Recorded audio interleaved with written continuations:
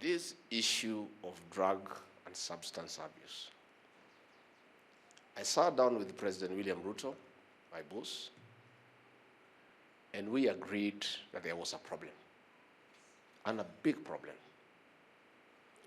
And the president asked me to lead the war against drug and substance abuse. And among the regions that were very affected was the Mount Kenya region. We were losing an entire generation in another 10 years. And the president asked me to lead the wall, and the matter went all the way to the cabinet, and we agreed what we must do. And I put together a multi-agency team under my leadership, and we have made substantial progress. And our children are back to work. And we shut down all bars that were selling illicit brews. And people have been very happy.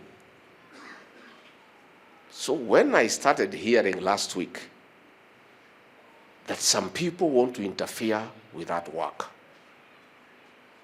one, I heard that our local member of parliament has directed the security officers in Karatina, purporting on orders from above to reopen our bars. One, a member of parliament cannot instruct security officers. And if the security officers in this region are taking instructions from a member of parliament, we shall discipline them.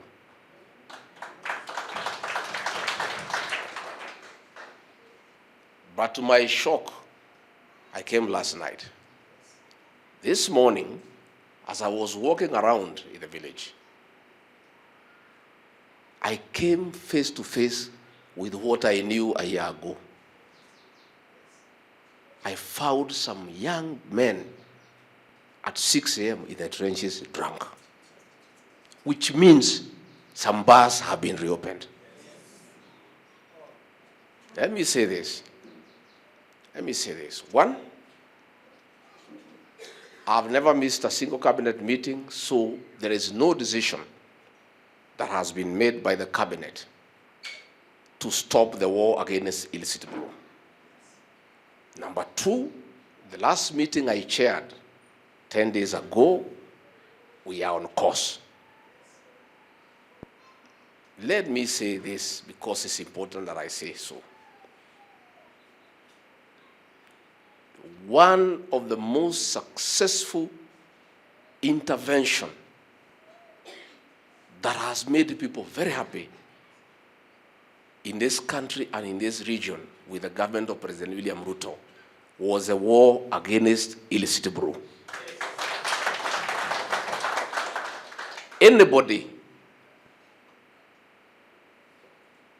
stopping that war or undermining it is setting the president and the government against the people. And if you people at the interior think that you want to interfere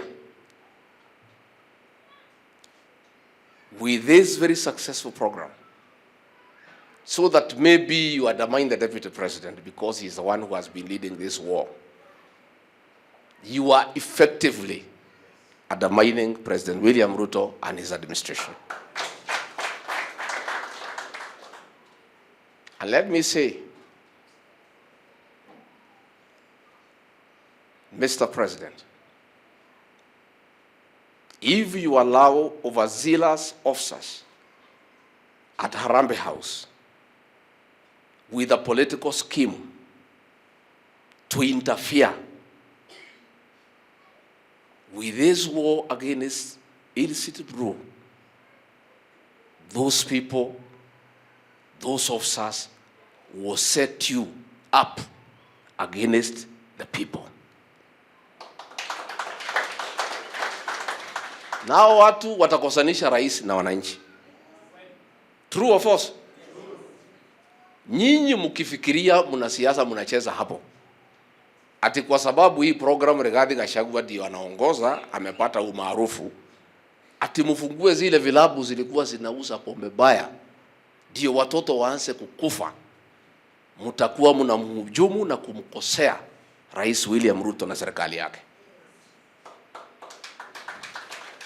I want to say and I want to advise nikiwa hapa kanisani,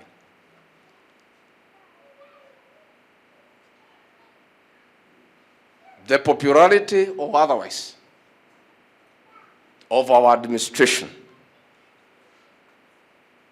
will depend on the interference or non-interference with the war against illicit brews.